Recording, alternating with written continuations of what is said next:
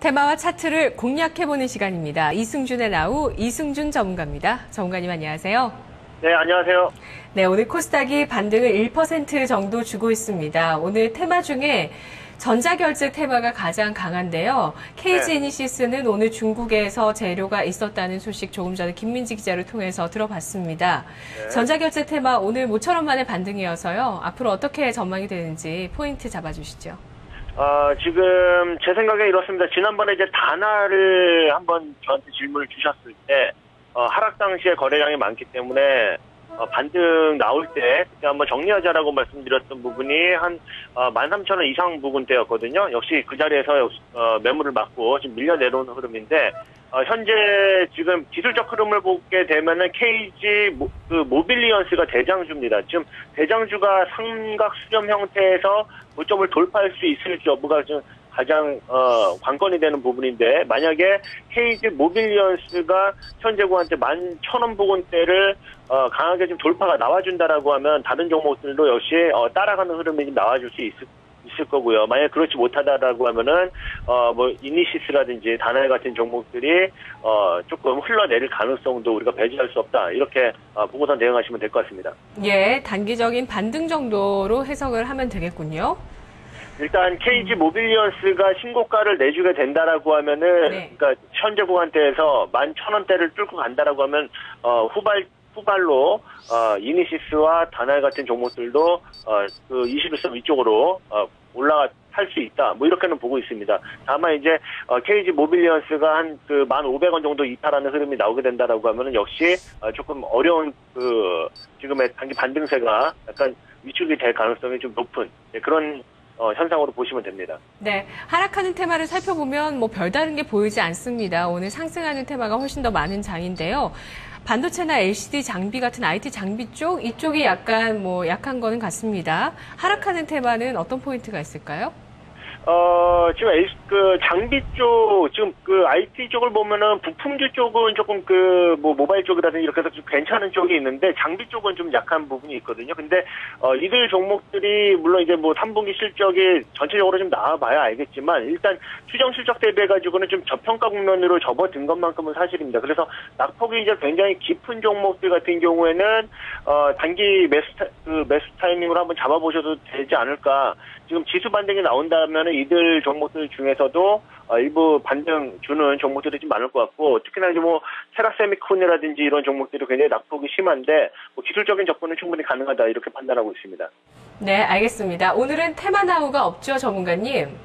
네, 오늘 테마나우보다 지금 기술적으로 그 현재 위치가 어떤 위치에 지금 있으면 지금 왜 반등이 현재 구간대에서 좀 나오고 있고 이 반등의 연속성이 지금 있을지 여부 이것들을 굉장히 많이 궁금해들 하실 텐데 이 부분에 대해서 좀 설명을 드리면서 전체적으로 지금 어느 쪽 공략이 가능한지 정도로 총괄해가지고 좀 말씀을 드리려고 오늘 테마나우 시간을 좀 차트 쪽으로 비중을 좀 늘려가지고 진행을 하도록 하겠습니다. 네, 알겠습니다. 오늘 차트에서 하실 말씀이 많으신 것 같은데요. 오늘 차트를 보도록 하겠습니다. 차트나우 미국 대선입니다. 네, 미국 대선을 오늘 차트나우 토픽으로 잡아주셨는데요. 네. 이게 우리 증시의 차트에 어떤 식으로 영향을 줄 거란 말씀이세요? 우리 증시의 기존에 지난 한 4차례 정도, 거의 지난 한 15년 정도에 우리가 차트를 한번 뒤져보면은, 미 대선과 우리나라 증시와의 어떤 상관관계를 좀 찾아볼 수가 있었습니다. 이런 부분들을 네. 오늘 말씀을 좀 드려볼까 하는데요.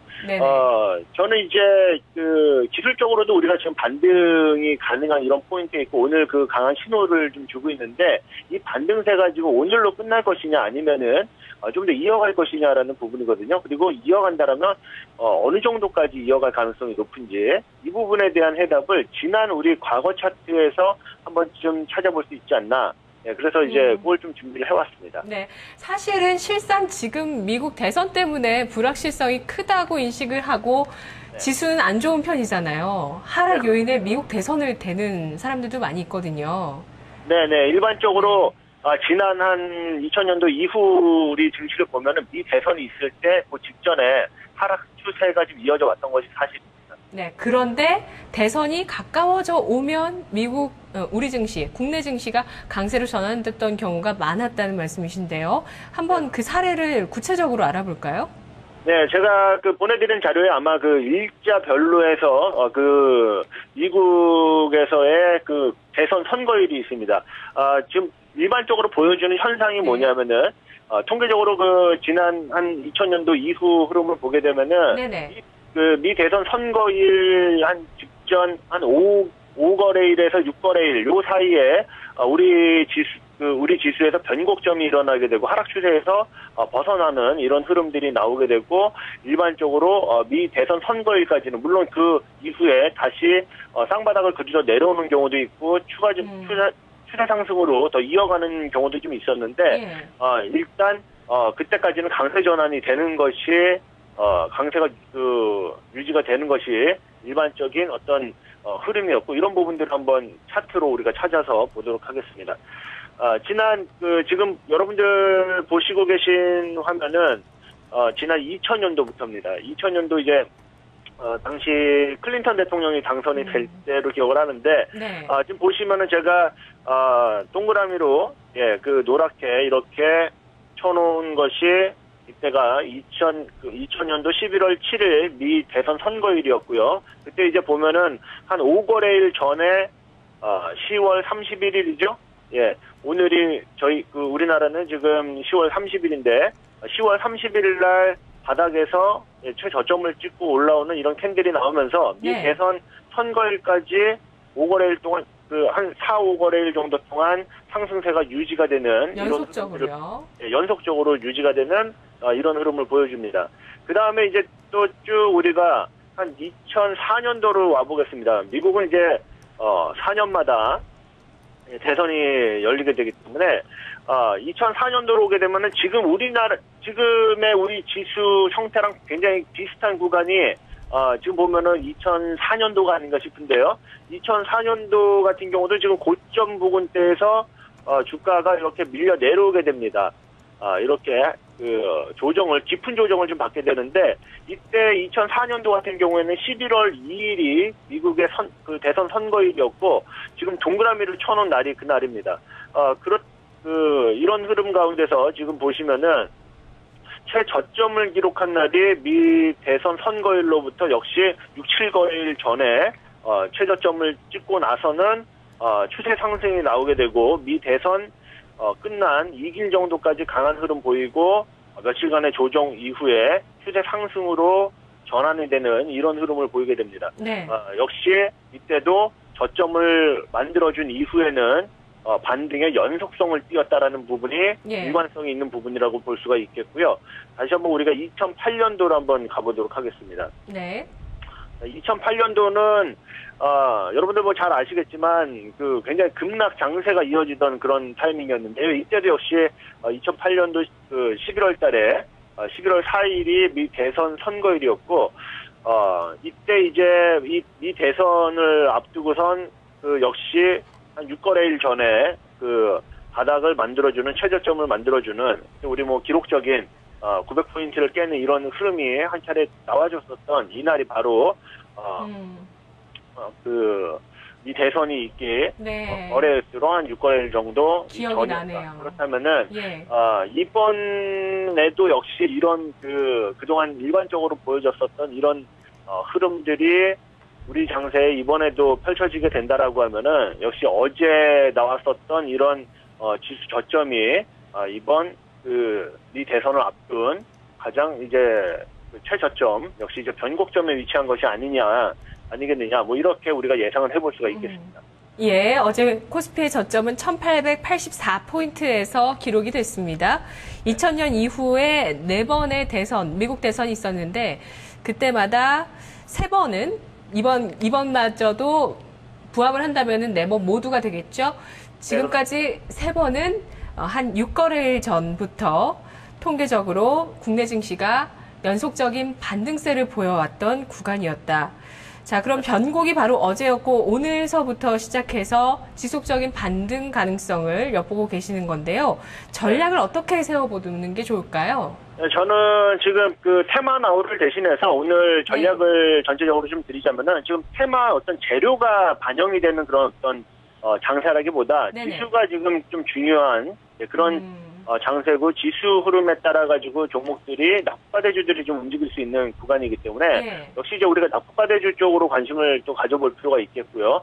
또 한 가지 지금 거래소 쪽에서 나오고 있는 어떤 특징이라고 하면은 역시 대차장고 상위주들의 어떤 반등세가 이어지고 있다라는 이런 것을 우리가 좀 살펴볼 수가 있겠는데요. 네네. 지금 보시면은 그 오늘 보면은 그 뚜렷하게 나타나는 부분이 그 코스닥 같은 경우에도 지금 그 외국인들이 굉장히 많이 사들어오고 있는데 기관 같은 경우에는 그렇게 적극적인 모습으로 들어오고 있지는 않거든요. 네.